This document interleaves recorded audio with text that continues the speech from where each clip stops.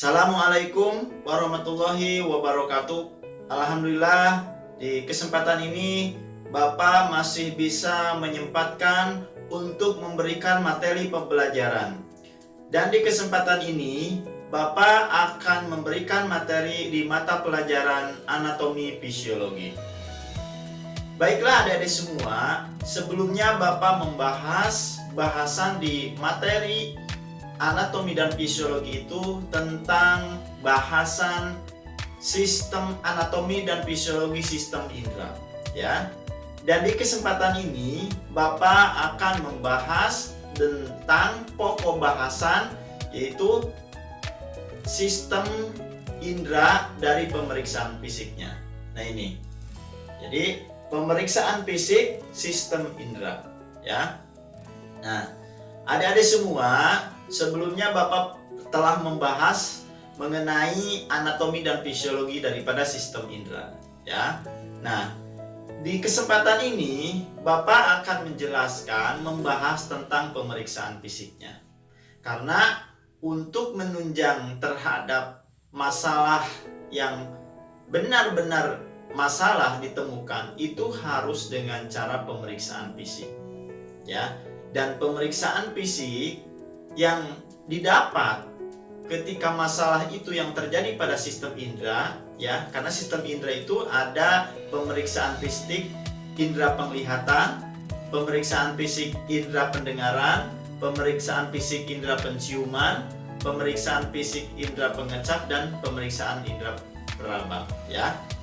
Nah, di kesempatan ini Bapak akan menjelaskan pemeriksaan fisik sistem indera. Yang pertama, pemeriksaan fisik indera penglihatan, ya. Nah, pemeriksaan fisik indera penglihatan biasanya didapatkan melalui beberapa cara.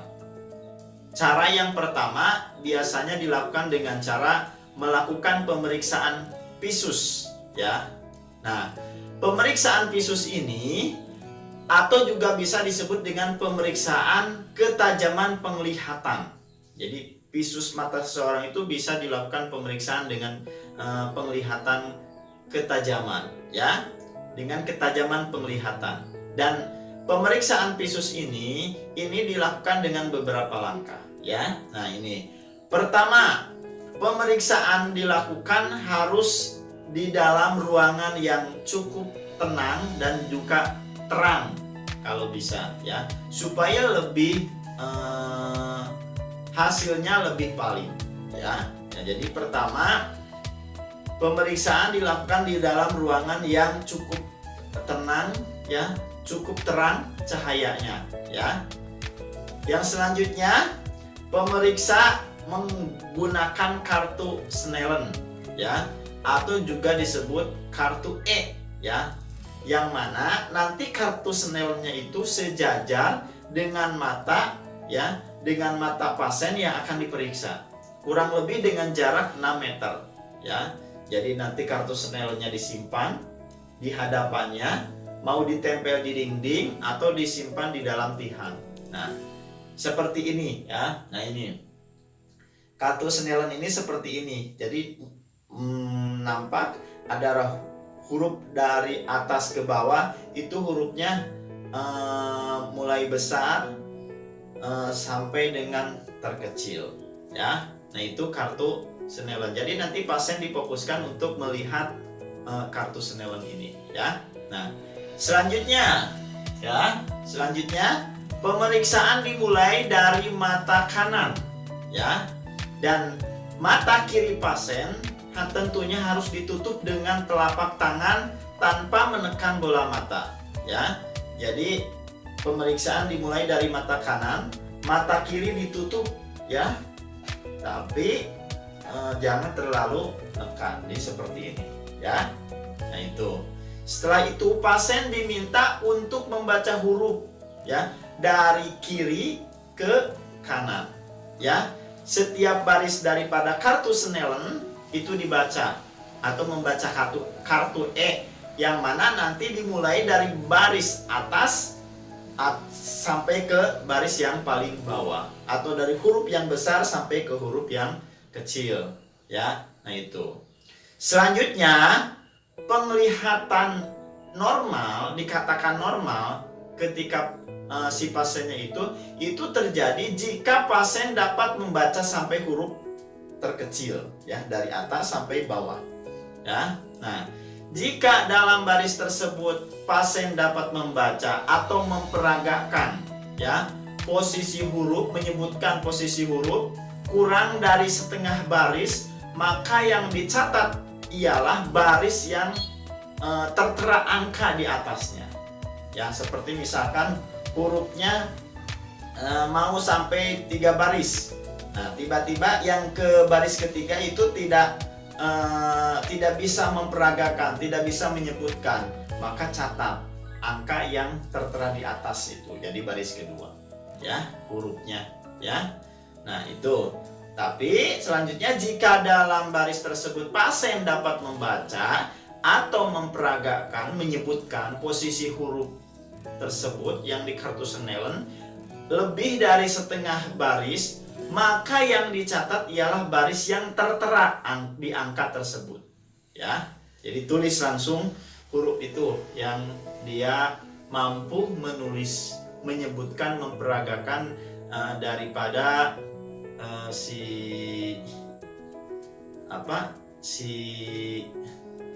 hurufnya di kartu Snellen, ya. Nah itu dengan cara pemeriksaan fisik di indera penglihatan dengan visus, ya. Nah, selanjutnya ini pemeriksaan dengan hitung jari, ya. Nah, pemeriksaan ini, yaitu uji penglihatan ini, itu dilakukan dengan hitung jari. Dan hitung jari ini biasanya dilakukan dengan cara seperti apa? Pertama, pemeriksaan, ya. Pemeriksaan ini dilakukan jika pasien belum dapat melihat huruf teratas atau terbesar, ya, di kartu Snellen, ya. Maka mulai hitung menggunakan jari kita, ya, menggunakan jari pemeriksa dengan jarak 3 meter. Jadi kalau seandainya di pemeriksaan visus si pasien tidak mampu, maka lanjutkan dengan pemeriksaan hitung jari, ya. Yang selanjutnya, jika hitung jari dari 3 meter belum juga bisa tampak dilakukan, belum terlihat, ya, si jari-jarinya, maka pemeriksa maju 2 meter, ya. Jika belum terlihat juga maju 1 meter, ya. Jika masih belum juga terlihat, maka goyangkan tangan kita pada jarak 1 meter itu, kelihatan atau tidak, ya. Nah, jika digoyangkan pun tangan kita belum terlihat oleh si pasien, maka tanyakan pasien, ya, dapat melihat cahaya atau tidak. Jadi kita menggunakan senter baterai, ya, lalu di matanya disorot dengan senter itu. Nah, itu tampak ada cahaya atau tidak, ya. Jika pasien tidak dapat melihat cahaya atau sinar senter, maka itu disebut dengan buta total, ya. Nah, itu cara pemeriksaan dengan pemeriksaan hitung jari, ya. Nah, selanjutnya ini pemeriksaan lapangan pandang atau tes konfrontasi, ya. Nah, tes konfrontasi ini atau pemeriksaan lapang pandang seseorang ini bisa dilakukan dengan cara seperti apa, ya. Nah, pertama, posisikan pasien untuk duduk. Jadi si pasiennya duduk dan juga si pemeriksanya duduk berhadapan dengan pasien, kurang lebih jarak 1 tangan, ya. Pasiennya berhadapan, ya, pemeriksaan juga saling berhadapan, ya. Yang selanjutnya, meminta pasien untuk menutup sebelah matanya, ya, dan pemeriksa juga menutup sebelah matanya. Misalnya pasien menutup mata kanan, maka pemeriksa menutup mata kiri, ya. Akan duduk, si pasien menutup mata kanan, kita menutup mata kiri, saling berhadapan, ya. Dan selanjutnya, mintalah pasien untuk memandang hidung pemeriksa. Jadi disuruh melihat hidung pemeriksanya, ya. Nah, selanjutnya mintalah pasien untuk menghitung jumlah jari yang ada pada bagian superior, menghitung ya, atau nampak kelihatan tidak jari yang ada pada bagian superior kita, ya, ataupun inferior dengan lirikan temporal dan nasal. Si pasien kan tadi ditutup ya. Nah, si pemeriksa tepatnya di tengah-tengah, jangan terlalu dekat, jangan terlalu jauh dengan si penderita, di tengah-tengah. Nah, ini disuperiorkan ke atas. Nah, tapi mata pasien melihat hidung. Nah, tapak belakang misalnya lapang padanya masih kelihatan. Ya. Nah, selanjutnya ke bawah. Selanjutnya ke medial, ke keluar, ya. Nah, itu disebut tes konfrontasi, ya. Nah, itu pemeriksaan fisik di lapang pandang, ya. Nah, selanjutnya, nah ini seperti ini gambaran pemeriksaannya, ya. Nah, itu. Selanjutnya ada pemeriksaan buta warna, ya. Nah, pemeriksaan tes buta warna ini tentunya menggunakan kartu ishara, ya, yang dilakukan dengan cara seperti apa, ya. Kartu ishara ini seperti apa? Nah, ini kartu ishara ini, ya, seperti ini, ya. Dan teknik cara melakukannya itu seperti apa? Ada cara-caranya. Yang pertama, pemeriksa meletakkan kartu ishara di tempat yang memiliki penerangan baik, ya. Selanjutnya, pemeriksa meminta pasien untuk menyebutkan gambar atau angka yang tertera pada kartu ishara tersebut. Biasanya dengan durasi waktu maksimal 10 detik, ya. Jadi 10 detik, ya. Nah, jika pasien mampu menyebutkan gambar atau angka dengan waktu lebih dari 10 detik, maka itu terdapat kelainan, ya. Dan kelainan pada penglihatan yang buta warna, ya. Penglihatan buta warna, kalau buta warna merah hijau itu kelainnya pada atrofi saraf optik, ya. Kalau buta warna biru kuning pada retinopati hipertensif, ya, juga retinopati diabetik dan juga degenerasi makula senil, ya, makula senil ginil. Nah, itu ketika dilakukan pemeriksaan pada mata, ya, untuk melihat buta warna atau tidak, ya. Itu pemeriksaan buta warna, ya. Nah, selanjutnya ada fluoresin, ya. Nah, tes fluoresin ini dilakukan untuk indera penglihatan juga, ya. Dan pemeriksaan ini dilakukan dengan cara meneteskan cairan fluoresin steril, ya. Meneteskan fluoresin steril. Bila dengan cairan fisiologis itu, ya, setelah dilakukan, maka bilas dengan cairan fisiologis, kemudian lihat ada tidaknya warna hijau pada kornea, ya. Nah, itu tes fluoresin, ya. Nah, ini caranya. Cara pemeriksaan prosedurnya seperti apa kalau dilakukan fluoresin, ya. Pertama, posisikan pasien untuk tidur terlentang, ya. Kemudian si pasien tetesi matanya dengan tetes mata pantokain, ya. Pantokain di tetesan matanya. Selanjutnya, bersihkan telapak tanometer dengan kasa atau basahi juga dengan alkohol. Biarkan menguap, ya, si tetes tanometernya itu, ya. Misalnya pasien untuk membuka kedua mata dan menutup lurus kertas pada ujung jari, ya, dan menatap lurus kertas pada ujung jari. Pasien membuka kedua mata tapi ditutup dengan kertas di ujung jarinya, ya. Selanjutnya pemeriksa memegang tonometer dan dekatkan, ya, tepatnya dengan hati-hati ke permukaan kornea, ya. Anjurkan pasien untuk menatap terus tegak lurus ke atas, ya. Baca skala yang tertunjuk dan ulangi hingga 2-3 kali, ya. Cara selanjutnya, jika skalanya bergoyang, ambil nilai rata-rata dari pemeriksaan 1, 2 atau sampai 3 kali. Itu pemeriksaan fluororesin, ya. Selanjutnya ada pemeriksaan irregularitas kornea, ya. Nah, pemeriksaan irregularitas kornea ini dilakukan dengan lempeng plasido, ya. Dan prosedur pemeriksaan ini dilakukan dengan meminta pasien untuk membelakangi sumber cahaya, ya. Minta pasien untuk mengintip dari lubang, ya, dari lubang tengah alat pada jarak 30 cm.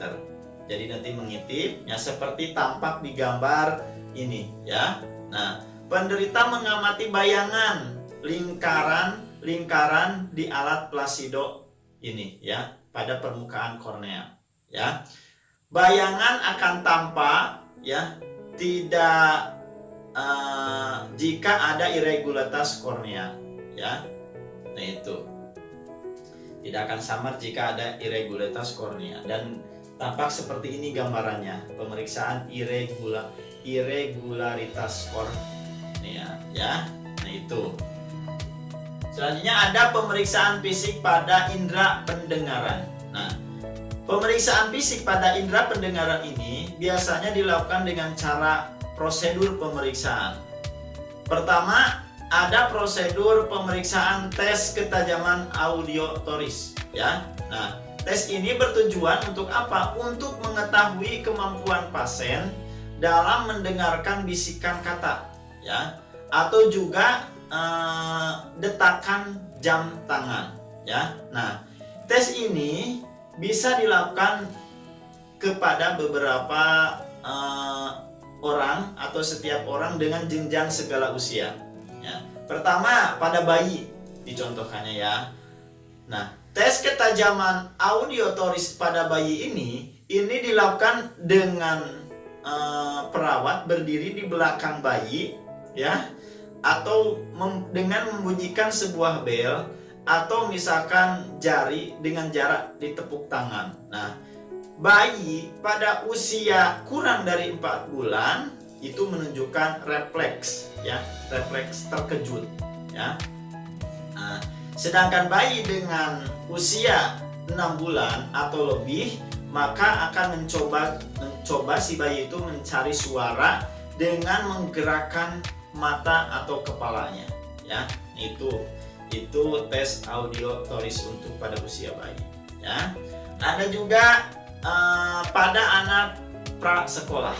Nah, tes ketajaman audiotoris ini pada anak usia prasekolah ini dilakukan dengan pemeriksa berdiri pada jarak 0,6 sampai 0,9 meter di depan mata, ya. Nah, pemeriksa memberikan instruksi tertentu pada anak usia prasekolah ini dengan dimana ketika menemukan pendengaran normal maka akan melakukan instruksi sesuai yang diberikan, ya. Misalkan angkat tangannya, dia mengangkat, tengok kanan, ya, tengok sesuai instruksi. Nah, itu pendengaran auditoris pada anak usia prasekolah, ya. Nah, ada juga pada anak usia sekolah. Nah, tes ketajaman audiotoris pada anak usia sekolah ini dilakukan dengan cara pemeriksa berdiri, ya, pada jarak 0,3 meter di belakang anak. Nanti perintahkan anak itu untuk menutup telinganya dan membisikkan angka pada anak. Nah, setelah itu perintahkan anak, ya, untuk menirukan angka yang tadi dibisikkan itu angka berapa atau apa yang dibisikkan. Nah, itu cara tes ketajaman untuk anak usia sekolah, ya. Nah, Itu pemeriksaan tes ketajaman audiotoris untuk indera pendengaran, ya. Nah, ini ada lagi uji Squabach, ya. Nah, uji Squabach ini merupakan pemeriksaan yang dilakukan dengan menggunakan garpu tala, ya. Dan tentunya ada cara yang harus dilakukan untuk memeriksakan cara Squabach ini, ya. Pertama, pemeriksa menggetarkan garpu tala yang dipegang, ya. Nanti digetarkan, kemudian meletakkan ujung garpu tala itu pada lubang telinga pasien, ya. Nah, tampak seperti gambar di samping, ya. Jika pasien menunjukkan bahwa suara tidak terdengar, ya, tidak terdengar lagi, maka lakukan cara yang sama pada lubang telinga yang lain, ya. Telinga yang kedua, ya, atau pada pemeriksa, ya. Nah, selanjutnya pasien dengan pendengaran normal itu akan mendengarkan suara garpu tala di meatus externus, ya. Nah, pada pasien dengan pendengaran abnormal, maka suara itu tidak akan terdengar sangat jauh dan mungkin lemah, ya. Ini uji Squabach, ya. Nah, selanjutnya ada pemeriksaan fisik indera pengecap, ya. Nah, pemeriksaan indera pengecap ini dilakukan untuk mengetahui ada tidaknya gangguan di lidah, ya, atau di dalam mengecap berbagai rasa. Ada rasa manis, rasa asin, rasa pahit, ya, rasa asam, ya. Dan gangguan pada indera pengecap biasanya dilihat dari sudut pandang psikologis pasien, ya. Nah, pemeriksaan itu dapat dievaluasi secara psikofisik dengan langkah-langkah seperti apa. Pertama, ya, dengan cara melakukan tes rasa seluruh mulut, ya, baik itu untuk kualitas, intensitas, dan persepsi, ya, serta juga kenyamanan menggunakan pemeriksaan. Biasanya dengan sukrosa, dengan asam nitrat, kafein, dan natrium klorida. Nah, itu tes rasa, ya. Atau juga bisa dengan cara tes rasa dengan listrik, yaitu disalurkan melalui alat tulis ke dalam lidah, ya. Itu. Atau juga biopsi pada papila lidah, ya. Untuk apa? Untuk mengetahui kuncup tersebut apakah mengalami rasa gangguan atau tidak, ya, di nodul papilanya, ya. Nah, itu pemeriksaan di indera pengecap, ya. Selanjutnya ini pemeriksaan fisik indera penciuman, ya. Pemeriksaan fisik indera penciuman ini dilakukan dengan langkah-langkah apa saja. Pertama, pemeriksaan menentukan sensasi kualitatif dan juga menentukan ambang deteksi. Pertama ini menentukan sensasi kualitatif, ya. Metode yang digunakan ini yaitu dengan menggunakan sensasi kualitatif dengan cara seperti apa, ya? Dengan cara tes pertama, ya. Nah, ini dengan cara tes odor stick, ya. Nah, tes ini menggunakan pena mirip spidol yang menghasilkan bau-bauan, ya. Dan pena ini nanti dipegang dalam jarak 3-6 inci dari hidung, ya, untuk pemeriksaan persepsi bau, ya, spidolnya. Nah, itu namanya tes odor stick. Atau tes alkohol 12 inci. Nah, tentunya ini menggunakan alkohol, ya. Alkohol isopropil yang baru saja dibuka dan dipegang dan dengan jarak 12 inci dari hidung pasien, ya. Tes alkohol 12 inci, ya. Atau juga dengan kartu gesek dan cium, ya. Nanti kartu tersebut mengandung 3 bau untuk menguji penciuman secara kasar, ya. Ada kartu. Nah, itu namanya kartu gesek. Ada juga tes upsit, ya. Nah, tes ini merupakan atau menggunakan 40 item, ya, atau pilihan-pilihan, biasanya multiple choice, pilihan ganda yang mana nanti berisi bau-bauan. Kartu gesek dan cium berkapsul mikro, ya. Nanti salah satu contoh itemnya misalkan berbunyi, bau ini paling mirip seperti bau A. Coklat, B. Pisang, C. Bawang putih, D. Jus buah. Nah, nanti si pasien diminta untuk menjawab memilih salah satu pilihan itu, ya, dengan cara mengetes ke dalam hidung pasien, ya. Nah, itu. Yang selanjutnya ini menentukan ambang deteksi, masih di pemeriksaan indera penciuman. Nah, setelah sensasi kualitatif telah ditentukan, dilakukan juga pemeriksaan sensorik dengan menetapkan ambang deteksi, ya. Caranya bagaimana? Ya, ini dengan cara menentukan ambang deteksi dengan menggunakan bau alkohol phenyletil, ya. Nah, ini pemeriksaan fisik indera penciuman. Selanjutnya ada pemeriksaan fisik indera peraba, ya. Indera peraba berupa kulit di seluruh tubuh. Tentunya akan dilakukan pemeriksaan indera peraba dengan cara-cara yang harus kita ketahui. Cara-caranya seperti apa kalau indera peraba pemeriksaannya? Pertama, uji sensasi suhu. Nah, uji sensasi suhu ini dilakukan dengan menggunakan gelas tabung, ya, yang berisi air panas maupun air dingin. Nah, nanti pasien diminta untuk membedakan sensasi suhu itu dari kedua belas tabung tersebut. Jika pasien tidak dapat membedakan sensasi suhu, maka dapat didiagnosa bahwa si pasien itu mengalami kehilangan slough and stocking atau gangguan neuropati perifer, gangguan saraf, ya. Nah, ini uji sensasi suhu, ya. Selanjutnya ada uji sensasi taktil. Nah, kalau uji sensasi taktil ini dilakukan dengan menggunakan sehelai senal yang steril atau bola kapas.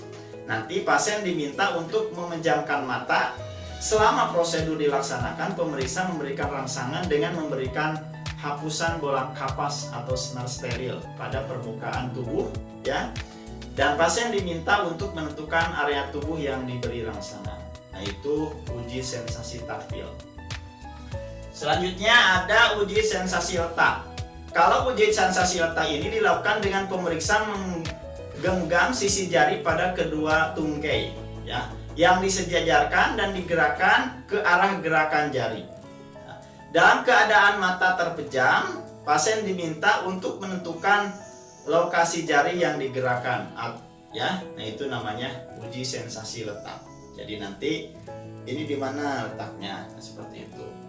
Selanjutnya yang dari pemeriksaan fisik indera peraba ada uji sensasi vibrasi, ya. Nah, uji ini dilakukan menggunakan garfutala frekuensi rendah, yang mana nanti diletakkan pada bagian tulang yang menonjol pada tubuh pasien, ya. Nah, nanti pasien diminta merasakan sensasi getaran yang diterima daripada garfutala. Jika pasien belum dapat merasakan getaran, maka perawat menaikkan frekuensi garfutala hingga dapat merasakan getaran. Itu, ya, uji sensasi vibrasi. Yang terakhir, uji sensasi tekanan. Uji ini dilakukan dengan menekankan aspek tulang sendi dan subkutan untuk mempersepsikan tekanan, ya. Nah, itu bahasan yang Bapak sudah sampaikan, mudah-mudahan bisa dipahami, dan terima kasih atas perhatiannya. Pak tutup. Wabillahi taufiq wal hidayah. Wassalamualaikum.